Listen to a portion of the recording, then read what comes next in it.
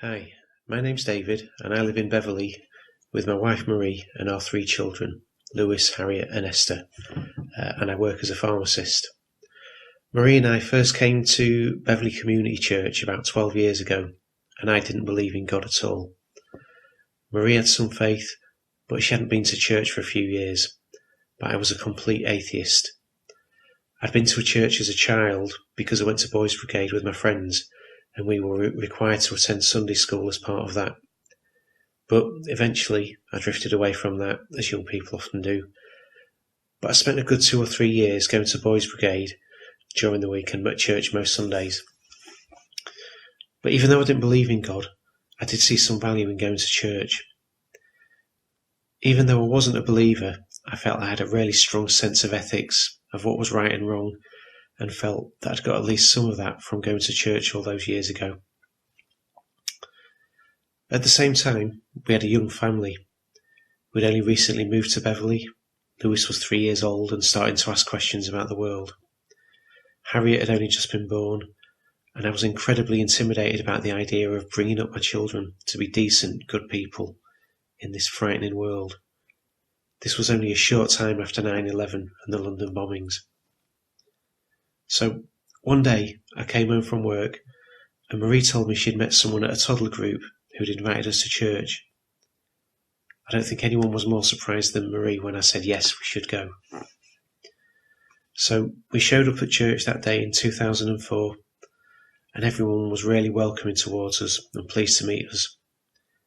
Just as you'd expect, Peter Spencer wouldn't leave us alone, but I felt like I belonged, like I was in the right place.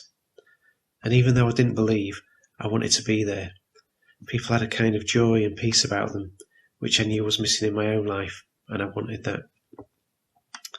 So we went back the following week, and the week after that. Then, after a few weeks, I thought maybe I should look into this Jesus chap that everyone always talks about. He seemed to be the source of the joy that everyone had. So I bought a Bible and started reading one of the Gospels. I have to admit, I was very sceptical, even though I'd been coming to church for a few weeks and really wanted to believe. I can't really remember when I'd stopped believing in God, but I suppose it was probably after I'd stopped attending church when I was younger, and around the same sort of time that I found out that the Tooth Fairy and Father Christmas weren't real. Probably because I wasn't in church, I just lumped Jesus in with all that sort of stuff and stopped believing. So anyway, I picked up a Bible somewhere and started reading one of the Gospels, and I started getting to know Jesus. I won't pretend I understood everything I read and what it meant at that point, but even so, reading about the cross caused me to believe.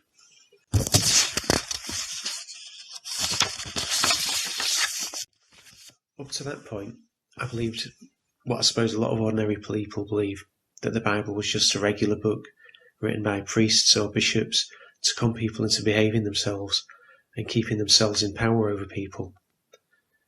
But when I actually read that gospel for myself, something jumped out at me. Here's this incredible guy, Jesus. He's this superhero, going about turning water into wine, walking on water, healing people.